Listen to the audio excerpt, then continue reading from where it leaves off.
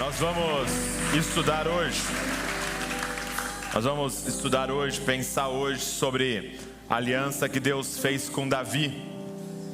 E essa última canção tem tudo a ver com essa aliança, porque essa última canção é um voto que Davi fez com Deus.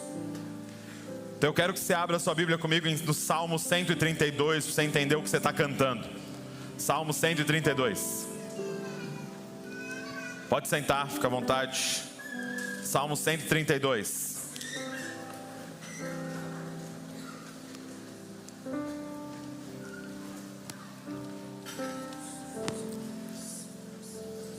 Nós estamos numa série chamada Maranata, e nós estamos estudando as alianças que Deus fez com a humanidade.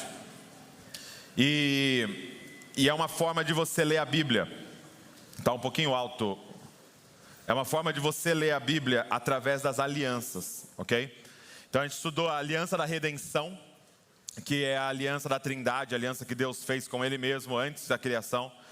Nós estudamos a aliança adâmica, quando Deus prometeu para nós a semente da mulher que esmagaria a cabeça da serpente, o descendente da mulher. Então a gente estudou sobre a semente que é Cristo. Nós estudamos sobre a aliança com Noé, ok? E a gente viu como Deus fez uma aliança com Noé que não destruiria novamente o mundo com água. A gente viu a aliança abraâmica, ok? Quando Deus promete a Abraão que daria para ele uma terra e que a família dele se tornaria um povo. E a gente estudou depois a aliança mosaica, quando Deus então pede Israel em casamento. E por último, nós estamos estudando hoje a aliança davídica. Não é a última, nós vamos estudar ainda na semana que vem a nova aliança. Mas nós vamos fazer a aliança davídica parte 2 hoje, ok? Parte 2.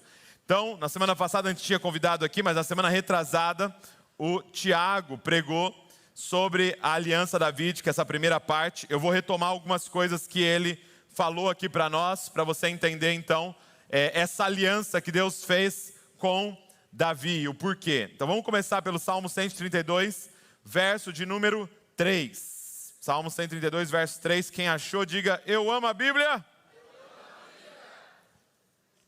Quem não achou, diga: eu também.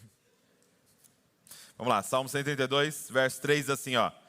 Não entrarei na tenda em que moro, nem me deitarei no leito em que repouso. Não darei sono aos meus olhos, nem repouso às minhas pálpebras, enquanto eu não encontrar um lugar para o Senhor, uma morada para o poderoso de Jacó. Gente, esse salmo, Salomão está dizendo o voto que o pai dele havia feito com Deus. E é provável que ele faz esse voto desde muito cedo, ok? Talvez quando ele estava ali cuidando das ovelhas, né? Davi era um pastor antes. Então talvez enquanto ele estava ali cuidando das ovelhas e em comunhão com Deus, dizendo e cantando: o Senhor é o meu pastor e nada me faltará, ele começa a se apaixonar, ter revelações sobre a presença de Deus. E você vai ver que a presença de Deus é o tema central da vida de Davi. A presença de Deus é o tema central da vida de Davi. E ele faz um voto com o Senhor: eu não darei sono aos meus olhos, nem repouso às minhas pálpebras, enquanto eu não encontrar um lugar para o Senhor, uma morada para o poderoso de Jacó. Então ele está dizendo: eu vou empenhar minha vida em preparar um lugar para Deus vir com a sua presença e habitar entre nós. É isso que ele está dizendo. Eu vou empenhar a minha caminhada, tudo que Deus colocar na minha mão para fazer isso. Só que é interessante que, talvez nesse momento em que ele faz o voto, como eu disse, talvez ali entre as ovelhas, cuidando das ovelhas do pai dele, ele não tinha poder nenhum para fazer isso. Ele era um adolescente cuidando das ovelhas do pai. Então imagina você, um adolescente que está lá trabalhando com seu pai, trabalhando na loja lá do seu pai, fazendo alguma coisa, ajudando ele. Hoje nós temos a galera aqui do Super Seed. Cadê a galera do Super Seed aqui? Então, imagina vocês fazendo esse voto diante do Senhor, lá, enquanto vocês estão jogando Minecraft. Cara, eu vou construir um lugar, entendeu? Construir um lugar? Eu entendo de Minecraft, vocês acham que não? Eu vou construir um lugar, cara, para a presença de Deus. E de repente, Deus vem e escolhe Davi, porque Saul, ele desobedece ao Senhor. Saul era o primeiro rei de Israel, foi o primeiro rei de Israel. Ele desobedece ao Senhor, ele rejeita o Senhor, ele decide fazer as coisas do jeito dele. Então o Senhor vem e rejeita então a casa de Saul. E quando Saul e Jonatas, seus filhos, morrem, então Davi é levantado como rei. Tem um rei antes dele, mas então Davi é levantado como rei. E o que é a primeira coisa que Davi faz quando ele se torna rei? Por quê? Porque agora sim, ele é o rei de Israel. Agora ele governa sobre toda a nação. Agora sim ele tem poder para cumprir o voto dele. Então qual é a primeira coisa que Davi faz ao assumir o reinado, gente? Davi vai atrás da Arca da Aliança. Então para você que está novo aqui, a Arca da Aliança foi um objeto que Deus mandou fazer. Ela era de madeira, mas toda revestida de ouro, ok? Tinha anjos com suas asas cobrindo a tampa. Dentro dela tinha o cajado de Arão que floresceu. Não dá tempo de a gente explicar. Tinha uma amostra do maná, algo que caía do céu para o povo comer no deserto. E tinha as tábuas dos 10 mandamentos, ok? Que foi dado a Moisés. Então estava ali dentro. Então isso era a Arca da Aliança. E era algo que representava a presença de Deus. Ok? Então você precisa saber disso. A Arca da Aliança representava a presença de Deus. Então, quando Davi assume o trono, o reinado, a primeira coisa que ele vai fazer é ir atrás da Arca da Aliança. Onde é que estava a Arca da Aliança? Isso está em 2 Samuel 5, ok? Se você está anotando, você faz muito bem. Pega o seu celular aí e usa esses dedos rápidos aí para alguma coisa útil, muito boa, anotar a pregação. Então, em 2 Samuel 5, ele vai então para Baala de Judá, na casa de Abinadab, para trazer a Arca da Aliança. Só que quando Davi vai buscar a arca, acontece uma tragédia. Ele leva uns carros, né, que na verdade são carroças puxadas por boi, novos, coisa fina, coisa top. Coloca a arca e eles estão trazendo. E de repente um boi tropeça. E Uzá, um homem chamado Uzá, quando viu que o boi tropeçou e talvez a arca iria cair, ele põe a mão para segurar a arca e ele morre na hora. A Bíblia diz que ele é fulminado. A ira do Senhor se acende porque alguém tocou na arca de forma indigna. Presta atenção nisso. Você imagina a cena? Você tem esse objeto, representando a presença de Deus, está todo mundo feliz da vida, trazendo, cantando, e de repente alguém rela e morre. E morre ali. Davi, gente, fica irado, dizendo, meu Deus, eu estou fazendo tudo certo, eu quero trazer a presença do Senhor para Israel, e agora Uzá morre, e todo mundo fica ali meio que em desespero, falando, o que nós vamos fazer? E aí Davi decide parar a expedição, decide parar aquele transporte, e ele então envia a Arca da Aliança para a casa de um homem. Agora, pensa comigo. O cara relou na arca, ele foi fulminado. Você imagina Davi agora assim, então na casa de quem que nós vamos mandar esse negócio? É uma bênção, né?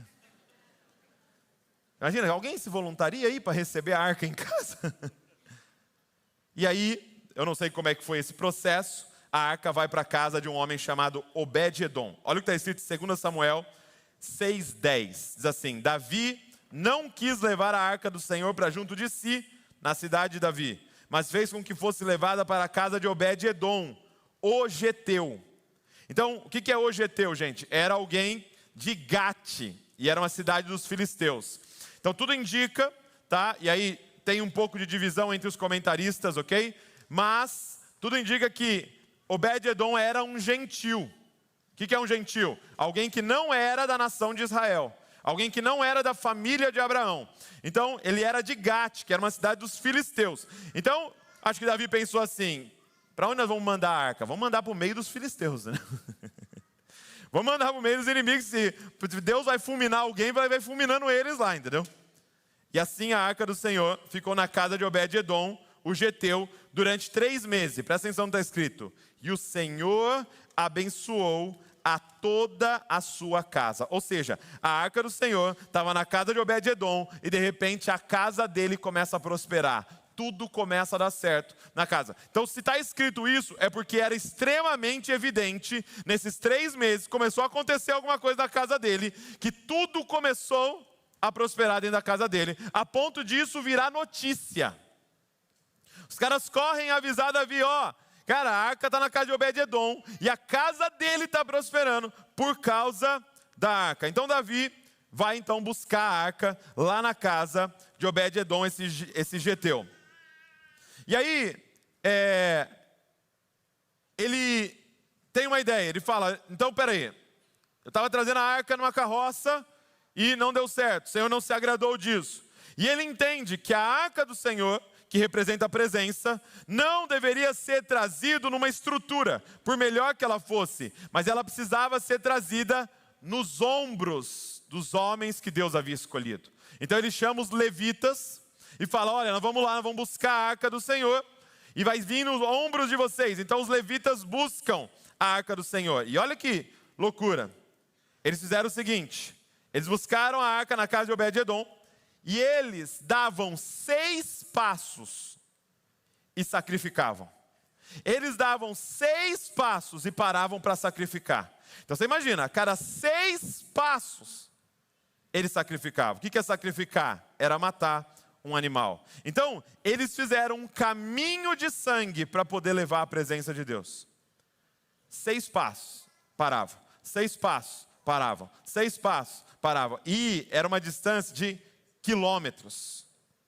Por quê? Porque eles estavam carregando a presença de Deus. Mas então eles chegam no centro do governo de Israel.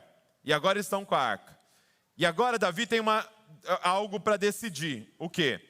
Aonde nós vamos colocar a arca do Senhor? Onde é que nós vamos colocar aquilo que representa a presença de Deus? E você tem que, para você compreender o que está acontecendo aqui com Davi, e o que Davi vai fazer na sequência, você precisa entender que, e o Tiago falou isso para a gente na outra semana, que o tabernáculo de Moisés, lembra? Lá no Êxodo, Deus manda construir um tabernáculo no deserto. O tabernáculo de Moisés estava montado em Israel. Ele estava numa região, ele estava montado, os sacerdotes e levitas estavam trabalhando lá. Ou seja, presta atenção no que eu vou falar agora. O tabernáculo de Moisés estava funcionando, tinha ritual, sacrifício, tinha tudo o que estava prescrito, só não tinha uma coisa lá dentro. O que, gente? A presença de Deus. Durante anos, eles estavam cumprindo todos os rituais, tudo certinho, sem a presença lá dentro. Era mais ou menos assim, eles disseram para Deus, Deus, não está a sua presença aqui, mas fica tranquilo, mesmo sem a sua presença a gente já sabe fazer. Deus, a gente já sabe fazer culto sem sua presença. É só colocar um louvor assim, um assado, é só de pregar uma mensagem assim, se a gente perceber que não está funcionando, a gente grita. Entendeu? Aleluia, amado! Cara, isso é uma denúncia para nós. Anos, o tabernáculo de Moisés funcionando, sem a presença de Deus lá dentro. E o tabernáculo está lá montado. E como é que funcionava, gente, o tabernáculo de Davi? Então, vou lembrar vocês aqui, rapidamente, eu até trouxe aqui, para poder desenhar. Então, o tabernáculo de Moisés. Você consegue pôr para mim aí? Deu certo? Beleza. Então, vamos lá, o tabernáculo de Moisés. O de Moisés era o seguinte. Você tinha 3 partes, ok? No de Moisés. Você tinha a parte exterior, que era o pátio, tá? Que a gente conhece como átrio. Então você tinha essa parte exterior, o átrio. Aí você tinha então a parte interior, que era o lugar santo. E aí você tinha então mais uma separação. E você tinha o lugar santíssimo. Tá? O santo dos santos, como você cantou aqui, que você não sabe mais viver em outro lugar depois que você pisou ali. E aí, dentro desse lugar, o que a gente tinha? Quem sabe? A Arca da Aliança. Ok?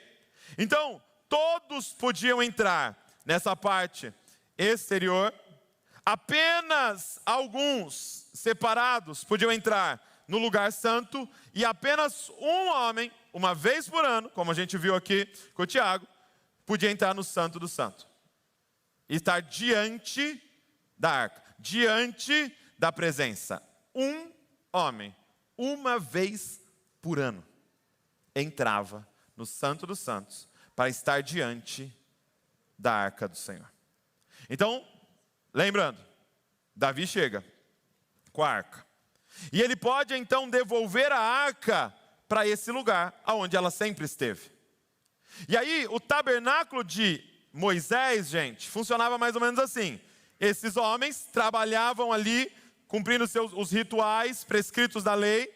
Esse sumo sacerdote entrava lá e ficava diante do Senhor. Levitas e a família de Arão ministrava ao Senhor. Então, quando Israel ia para o templo, presta atenção no que eu vou falar, ia para o tabernáculo de Moisés, eles não estavam indo para encontrar a presença de Deus. Eles estavam indo para encontrar os homens que estavam na presença de Deus. Quem está entendendo? Então, eles estavam indo para o tabernáculo para não encontrar a presença de Deus, mas eles estavam indo para o tabernáculo para se encontrar com os homens que encontravam-se com a presença de Deus. Está entendendo? Sim ou não? Ok? Então esse era o tabernáculo de Moisés. Então Davi chega com a arca. Ele está lá com a arca. Então o que era o óbvio? Vamos lá, vamos colocar esse negócio de volta no Santo dos Santos, para que o sumo sacerdote, uma vez por ano, possa entrar lá. Ele sabe do perigo, ele viu Uzá sendo fulminado, ele sabe de tudo. E ele tem uma brilhante ideia. Presta atenção. Na ousadia de Davi. Ele diz assim, seguinte, gente, nós não vamos pôr ela lá no Santo do Santo, não. Nós vamos fazer o seguinte, nós vamos armar uma outra tenda, uma tenda. A Bíblia não descreve qual era o tamanho dessa tenda, e nós vamos colocar a arca no meio. Aí os caras devem ter perguntado, mas como é que nós vamos fazer as divisões para saber quem pode entrar? Aí ele diz assim, não vai ter divisão, todo mundo vai entrar e contemplar a arca do Senhor. Aí acho que o pessoal falou assim, não, você quer matar Israel inteiro, é isso? Você quer matar os levitas, os sacerdotes, quer matar todo mundo. Por quê? Porque só o sumo sacerdote. Davi falou, não, nós vamos fazer uma tenda, e eu sou o rei, eu estou mandando. Nós vamos fazer uma tenda, e nós vamos colocar a arca no meio. E nós vamos ter então, adoração ao redor. Então, a de Davi seria mais ou menos assim, olha. Deixa eu tentar fazer aqui, ó. A de Davi seria mais ou menos assim. Só para você visualizar. Então você não vai poder falar que não entendeu, porque eu desenhei para você. A de Davi era isso aqui. E o que tinha no meio? Arca. E aí Davi então falou, agora nós vamos fazer o seguinte. Presta atenção. O tabernáculo de Moisés era silencioso. Você só tinha barulho dos animais sendo sacrificados. Ele era silencioso. Davi tem uma ideia. Nós vamos botar música nesse negócio. E aí ele contrata músicos e cantores para ficarem 24 horas por dia, 7 dias por semana, ao redor da presença de Deus, ministrando ao Senhor.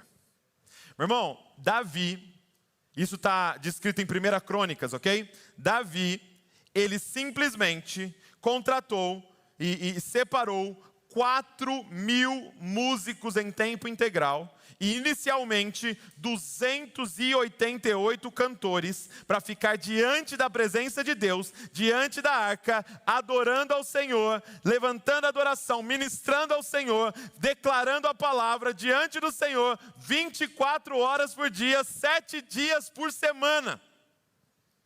Para você ter uma noção do que isso aqui o que isso aqui custou. O Mike Bickle tem um estudo muito legal sobre o tabernáculo de Davi, e ele diz que você pegando a quantidade de ouro e o que ele pagava para que esses homens pudessem ficar de tempo integral fazendo isso, Davi gastou uma média de 100 bilhões de dólares para que o tabernáculo que ele havia montado ficasse funcionando. Porque esse tabernáculo funcionou durante muitos anos. 100 bilhões de dólares. Agora, pensa comigo. O que as nações, onde que as nações mais poderosas da terra investem o seu dinheiro? Onde todas as nações da época de Davi investiam o seu dinheiro? Se você não sabe, eu vou responder para você. No poder bélico, em seus exércitos. Você acha que onde que os Estados Unidos coloca a maior parte do seu dinheiro? Onde que a China coloca a maior parte do seu dinheiro? Onde a Coreia do Norte coloca a maior parte do seu dinheiro? Onde que a Rússia coloca o seu dinheiro? O que eles pagam em tempo integral para ser treinado e ficar fazendo? Onde que você acha que os inimigos de Israel investiam todo o seu dinheiro? Exército, armas e tudo que eles poderiam. Aí Davi tem uma ideia. Já sei como eu vou vencer essa guerra. Vou pagar músicos para ficar tocando numa tenda. E você viu como eles são fortes, os músicos, né? Só cara guerreiro aqui, ó. E simplesmente Davi, depois nós vamos ver, vence todas as guerras, porque ele sacou. O lance todo não é ter o melhor exército, é ter Deus do seu lado. É ter Deus como Deus da sua nação. Então, Davi, ele tem essa tenda, que é o tabernáculo de Davi, aonde a presença está no centro, e aonde todas as pessoas agora, ele tem equipes adorando, e agora as pessoas podem ir lá, e agora elas não vão encontrar com alguém que teve contato com a presença. Eles vão entrar e contemplar a presença. Ah, cara. Pensa num cara maluco. Agora eu te faço uma pergunta hoje aqui.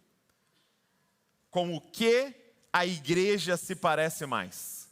Com o tabernáculo de Moisés ou com o tabernáculo de Davi? Com o que a igreja se parece mais? Com o tabernáculo de Moisés ou com o tabernáculo de Davi? Nós saímos de casa mais para encontrar alguém que esteve com Deus e trouxe uma mensagem para nós, alguém que esteve com Deus e vem liderar a adoração, ou você sai de casa para ter um acesso direto para contemplar o Senhor? O que a igreja se parece mais? Só que eu quero te dizer o seguinte. O tabernáculo de Davi, gente. Eu disse, o tabernáculo de Moisés estava montado na época. E Davi monta então esse outro tabernáculo, põe a presença no meio. O tabernáculo de Davi funcionou por sabe quantos anos? O tabernáculo de Davi funcionou por 33 anos. Você acha que o tabernáculo de Davi representava o ministério de quem? O tabernáculo de Davi ficou funcionando por 33 anos. Então eu tinha o tabernáculo de Moisés com seus rituais, sem a presença funcionando, e de repente Deus tinha mudado de endereço para um outro tabernáculo que funcionou 33 anos. Sabe o que João, capítulo número 1, verso número 14 diz? E o verbo se fez carne e armou um tabernáculo entre nós. Qual tabernáculo? Por quê? Porque quando Jesus vem, o templo está funcionando. Mas se Deus está encarnado, o que estava rolando no templo? Rituais vazios. Rituais mecânicos. Meio que dizendo, Senhor, mesmo que o Senhor não vier, a gente sabe fazer sem você. A gente sabe fazer sem você. E de repente Deus tinha mudado de endereço. Deus não estava mais em um prédio feito por homens. Deus agora estava no Filho, encarnado no meio de Israel. Havia um tabernáculo ambulante no meio de Israel, chamado Jesus Cristo, cara. Só que em Atos, capítulo número 15, abre comigo Atos 15, eu quero te mostrar uma coisa. Atos 15. Deixa eu te mostrar com o que a igreja deveria se parecer. Atos, capítulo número 15. Verso de número 13.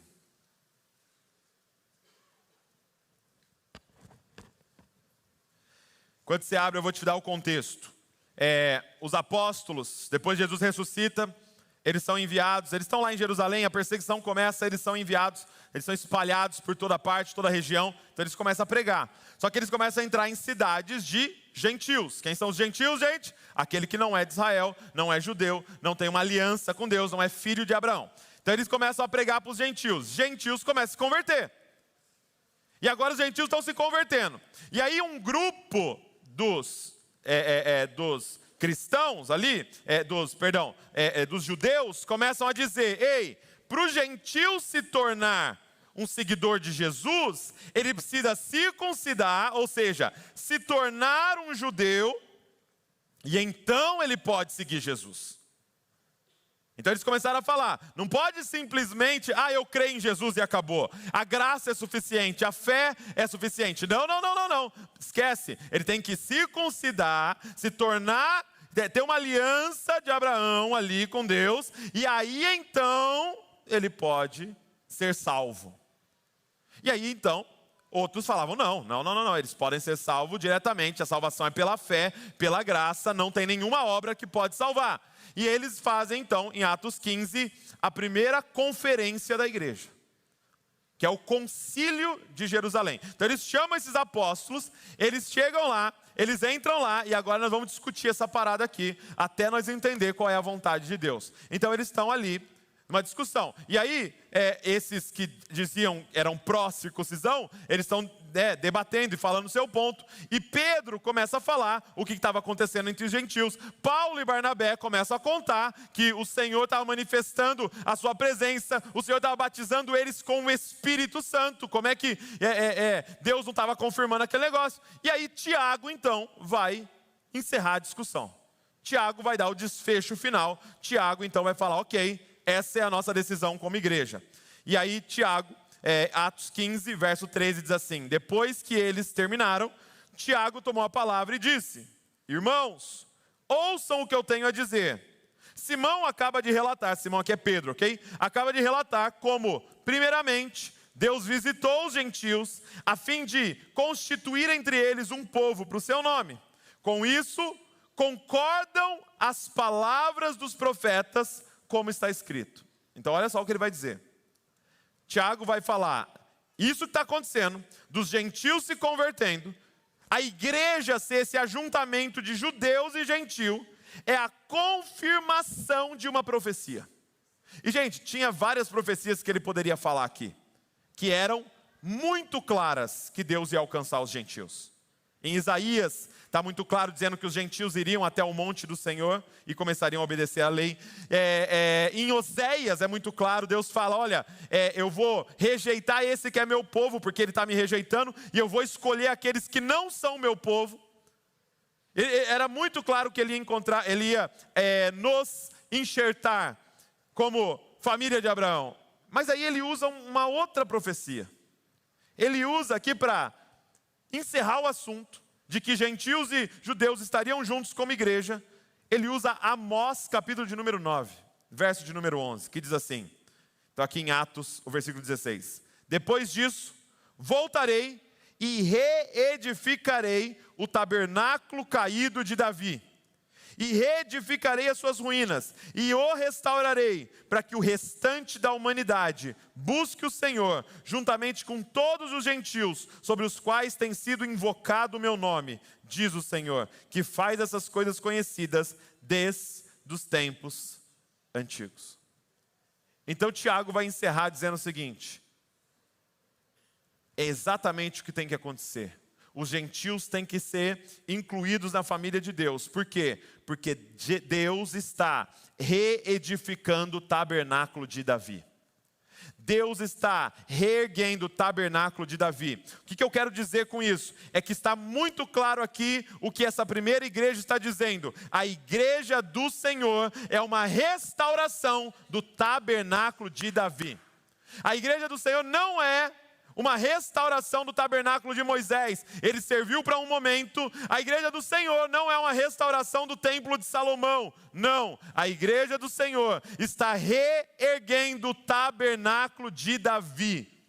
Ou seja, a presença do Senhor no meio e um grupo de sacerdotes ao redor.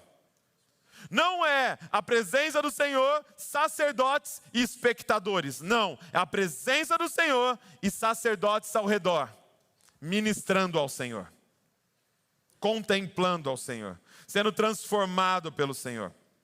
Agora, é muito interessante que isso aponta para algo que Davi fez, ok? Por que nesse contexto de pode o gentil tá junto ou não, ele fala do tabernáculo de Davi? E uma das explicações disso é a seguinte: quando Davi traz o tabernáculo, traz a arca, aonde é que a arca estava, gente? Quem lembra? A segunda vez, aonde que ela estava? Na casa de Obed-Edom. Então ele já manda o tabernáculo para a casa do que vários comentaristas afirmam ser um gentil. Ok? Se esses comentaristas estão certos de que Obed-Edom era um gentil, já era uma loucura deixar a arca na casa dele. Mas aí acontece algo pior ainda, mais maluco ainda. Você não precisa abrir, eu vou ler para você. 1 Crônicas, capítulo número 15, começa a descrever quem Davi colocou para ministrar diante da arca do Senhor. Está escrito assim: assim, os cantores, eu vou até aproximar aqui porque são nomes maravilhosos, ok? Cantores Emã, Asaf e Etã se faziam ouvir com símbolos de bronze. Aí Zacarias, Aziel, Semiramote, Jeiel, vai escolhendo o nome do seu filho aí, Uni, Eliabe, Maazéias e Benaia, com liras e voz de soprano. Então ele estava separando as vozes ali, meu irmão. E aí Matias, Elifeléu, Miqunéias, mano, Miqunéias é muito legal, cara. Pode chamar ele de Mic. Vem almoçar, Miqunéias. Volta aqui para você não perder. Né, Val? Verso 21. Ele coloca Matitias, Elifeléu, Miqunéias. E olha quem ele coloca para cantar diante da arca: Obed-Edom, Jeiel e Azazias, com harpas em voz de baixo para conduzir o canto. Se estes comentaristas estão certos que ele era de Gate dos filisteus e ele era um gentil, Davi simplesmente coloca para ministrar o Senhor com a sua voz e com o seu instrumento, e depois para se tornar um porteiro lá no tabernáculo, diante da arca, um gentil. E tudo indica que sim, por quê? Porque é exatamente o mesmo raciocínio de Pedro e de Paulo. Eles estão dizendo: como que nós vamos negar para eles se Deus está confirmando que eles são escolhidos? Como que eu vou negar para eles o batismo na água se Deus já batizou ele com o Espírito? Era como se Davi estivesse olhando e falando: como é que eu vou dizer que esse cara não pode ministrar o Senhor, se quando a arca ficou na casa dele, o Senhor o abençoou? Então, se esses comentaristas estão certos de que Obed-Edom era um gentil, Davi simplesmente estava representando a igreja do Senhor naquele tabernáculo, onde judeus e gentios iriam ministrar o Senhor em toda a terra. Ele quer reedificar o tabernáculo de Davi. Nós, como igreja, não podemos mais caminhar como se fôssemos o tabernáculo de Moisés. Ele quer reedificar o tabernáculo de Davi. Agora, tem um segundo termo citado nas Escrituras ligado a Davi. E o segundo termo é a chave de Davi. O que é a chave de Davi, gente? Olha o que diz Isaías 22. Porei sobre o ombro dele, ele está falando sobre um rei. Porei sobre o ombro dele a chave da casa de Davi, e ele abrirá e ninguém fechará, fechará e ninguém abrirá. Ok? Apocalipse 3:7, ao anjo da igreja em Filadélfia escreve: estas coisas diz o santo, o verdadeiro, aquele que tem a chave de Davi, que abre e ninguém fechará, e que fecha e ninguém abrirá. Gente, o que é a chave de Davi? A chave de Davi é a autoridade no reino de Davi. A chave representa algo que abre porta ou tranca a porta. Que abre para uma nova realidade ou tranca para que ninguém possa entrar. Então, a chave de Davi é a autoridade de Davi. Então ele está dizendo aqui em Isaías, eu vou colocar sobre esse rei que está obedecendo ao Senhor, a chave de Davi. Mas em Apocalipse está dizendo que Jesus tem na mão a chave de Davi. Por quê, gente? Porque Davi tem essa chave de autoridade, por causa da forma que Davi governou. O que é a chave de Davi? A chave de Davi é quando Davi compreendeu que não era ele que iria governar Israel. Assim que ele se torna rei, Davi entendeu, calma aí, não sou eu que vou governar Israel. Por que o primeiro movimento dele é trazer a presença de Deus? Porque quem deveria governar Israel, gente? De quem era Israel? Quem era o verdadeiro rei de Israel? O Senhor. O que Davi sacou é que não era ele, não era a vontade dele que deveria ser feita. Ele só deveria materializar a vontade de quem? Do Senhor. O que Davi estava dizendo ao trazer a arca era o que Jesus disse no Getsêmani: seja feita a tua vontade, Senhor. Tu és o rei de Israel, tu és o governante de Israel, e nós vamos simplesmente obedecer o que o Senhor falar. E ele está dizendo, e para esse homem eu entreguei a chave de autoridade do reino, e o que for aberto ninguém fecha, e o que for fechado ninguém abre. Gente, qual é a chave de autoridade do reino sobre a sua vida? É quando você entender que quem governa a sua vida é o Senhor. Que quem governa a sua casa é o Senhor. O que Davi estava fazendo ao montar aquele tabernáculo, ele estava estabelecendo o trono de Deus no meio de Israel. Gente, da onde Davi tirou essa ideia? De sacerdotes ao redor da arca, adorando e cantando. Da onde ele tirou essa ideia? E cara, tudo aponta para que Davi teve uma experiência com Deus e ele viu a sala do trono descrita em Apocalipse 4 e 5.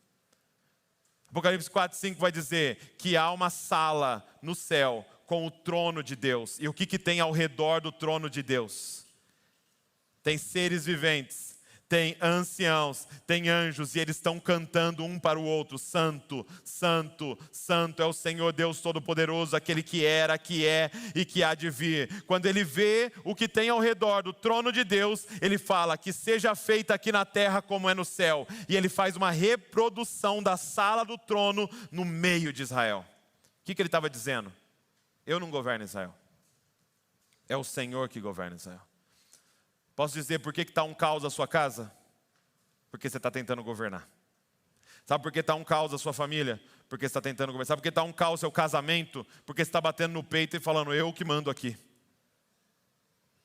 Mulher, você está batendo e falando, é eu que mando aqui. Homem, você está batendo e falando, é eu que mando aqui. Não, quem é que governa sobre a sua casa? Quem é que governa sobre essa cidade? Quem é que governa sobre a nossa nação? Quem é que governa sobre esse planeta? Nós vamos estabelecer um trono no meio da nossa casa, dizendo, seja feita a tua vontade, Senhor.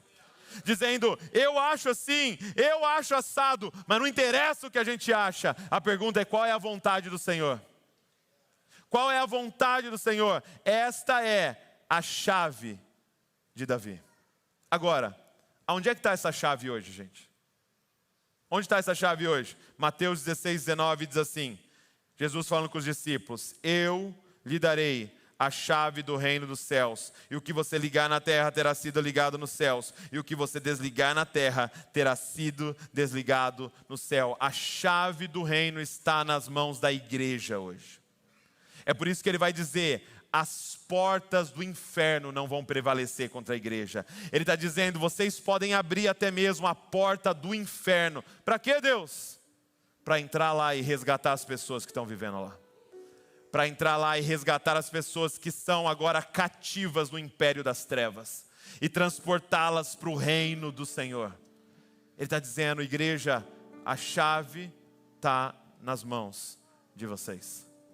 Mas quando que essa chave é real?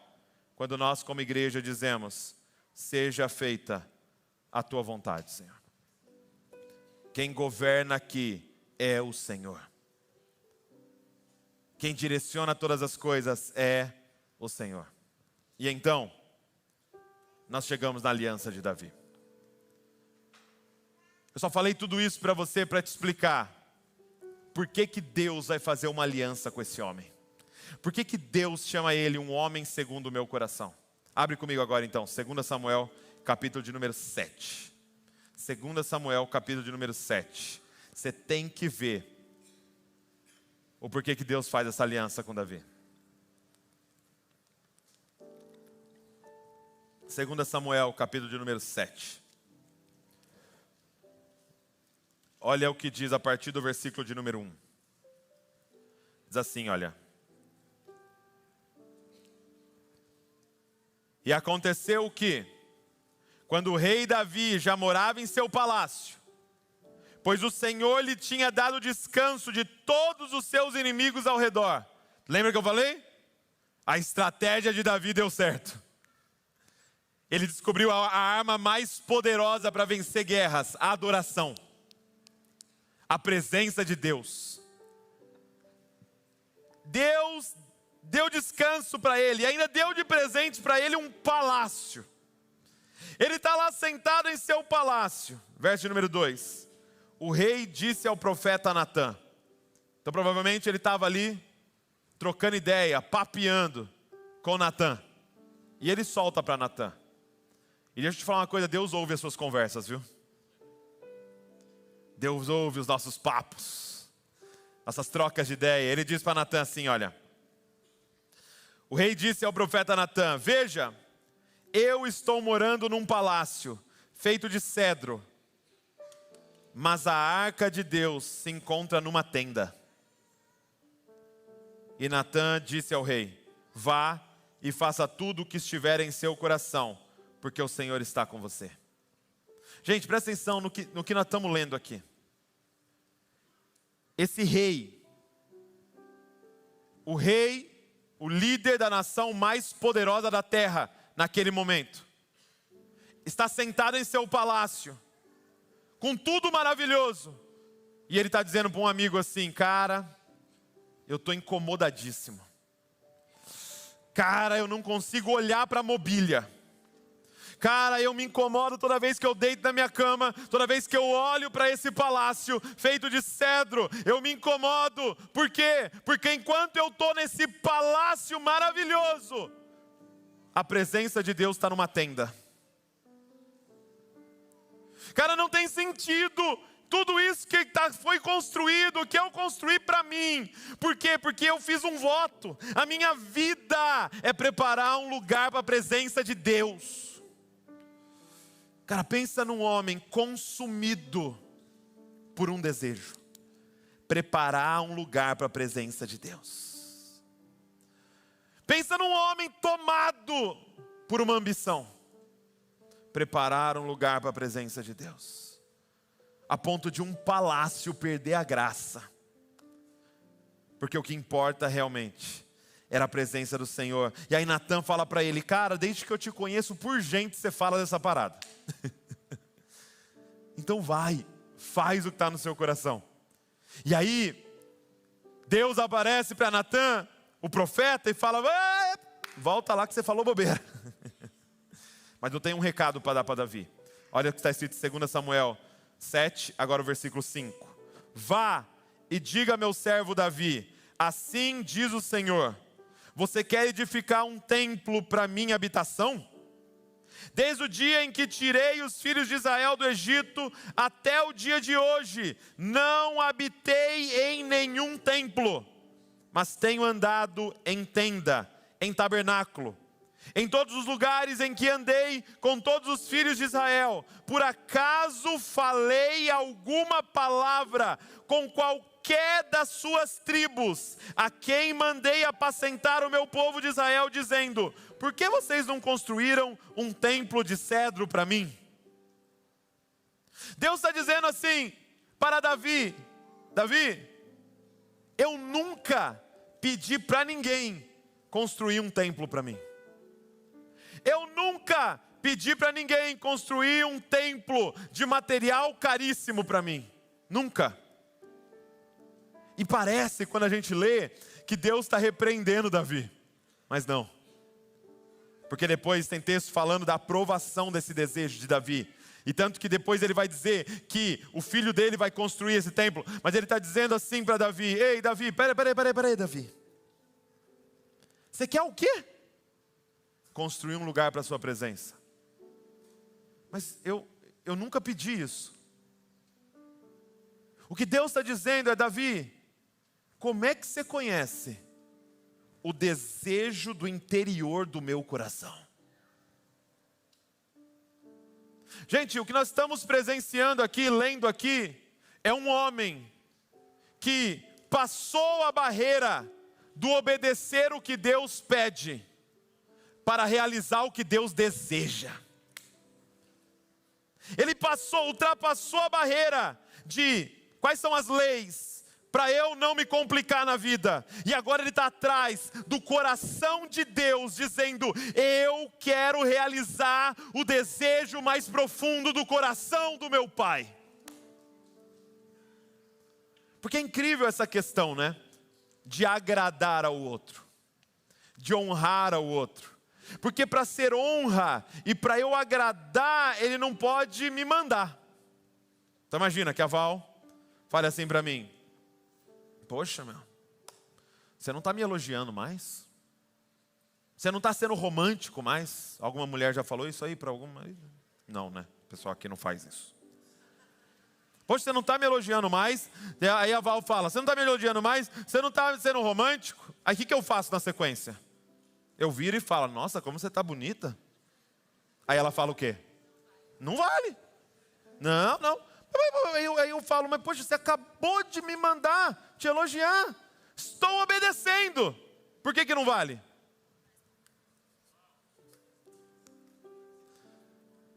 Aí ela fala assim: porque tem que vir aqui, ó, de dentro. Tem que ser uma hora que eu não pedi. Tem que ser espontâneo. Deus está chamando pessoas que não vivem para não aborrecer Deus, mas vivem para ouvir do Senhor: este é meu filho amado em quem eu tenho prazer. Deus está chamando um grupo de pessoas para ser o prazer do Senhor, para ser o deleite do Senhor. Você imagina que Deus tem um prazer, o quê? Contemplar você vivendo. Por causa das escolhas que você está fazendo. E quais escolhas que você está fazendo? Realizar o desejo mais profundo de Deus. Nós estamos vendo um homem que descobriu o desejo eterno de Deus. E eu vou falar para você qual é o desejo eterno de Deus, se você quiser viver essa vida. O desejo eterno de Deus é habitar entre nós. Deus criou todas as coisas. Deus criou todas as coisas para quê? Para habitar entre a sua criação. Deus criou um jardim no Éden para quê? Para habitar entre a sua criação. Deus é o arquiteto e construtor de uma cidade chamada Nova Jerusalém, que vai descer e vai ser o governo da terra. Para quê? Para Ele habitar entre nós. E a Bíblia inteira é Deus revelando o desejo dEle: eu quero habitar entre vocês. E um homem viveu segundo o coração de Deus.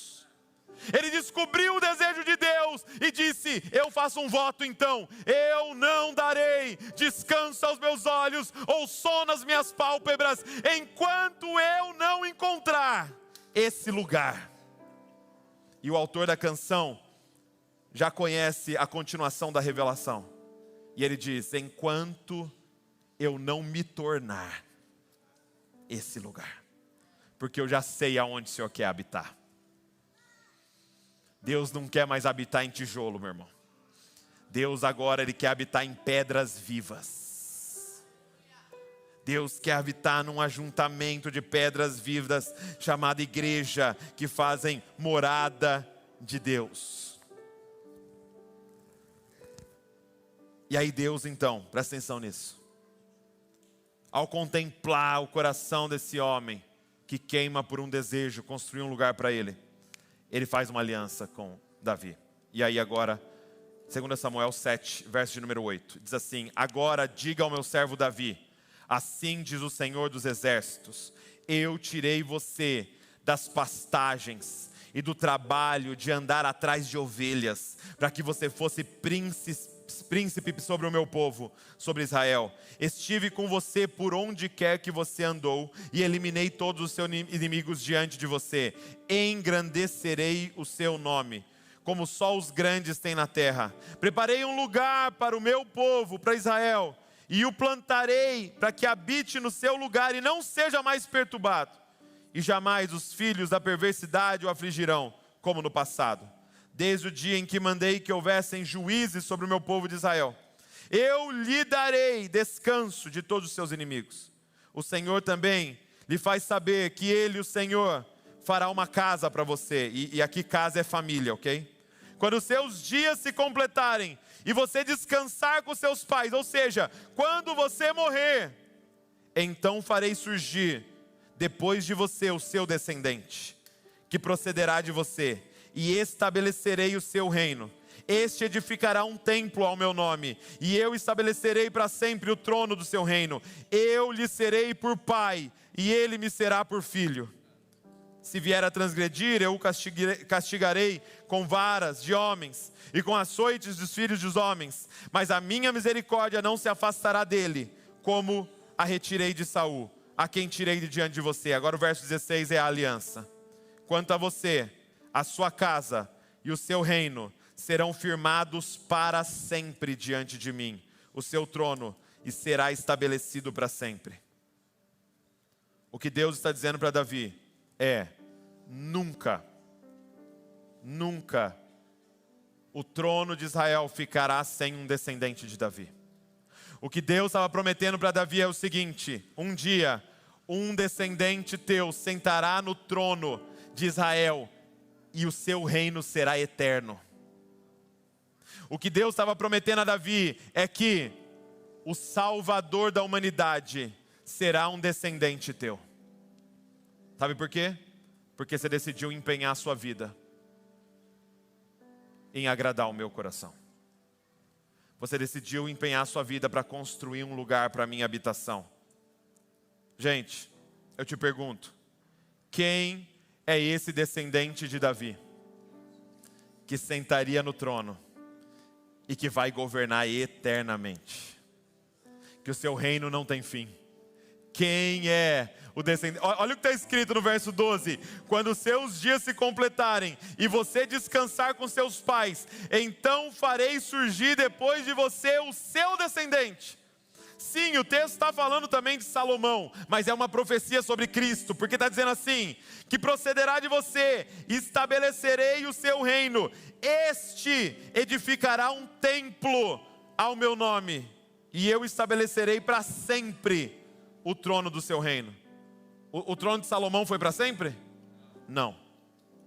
De quem será o trono que será para sempre? E aí ele termina dizendo: e eu lhe serei por pai, e ele me será por filho. Olha o que ele está dizendo, presta atenção. Você quer construir um lugar para minha habitação, não quer? Ele quer, mas vai ser o seu descendente que vai construir um templo para o meu nome. Sim, ele estava falando de Salomão que vai construir um templo, mas Salomão era só uma figura para o verdadeiro filho de Davi. Presta atenção, o filho de Davi vem, Jesus, e nós sabemos que ele nasce de forma muito específica em uma casa, na casa de José, que era o que, gente? Um carpinteiro. E Jesus aprende a profissão do pai. Então Jesus é o quê? Um carpinteiro. Só que qual é o problema? A gente acha que carpinteiro fazia mesa, cadeira. Não, isso é marceneiro. O que carpinteiro faz, gente? Carpinteiro faz colunas e vigas para construir uma casa. O que Jesus veio fazer, gente?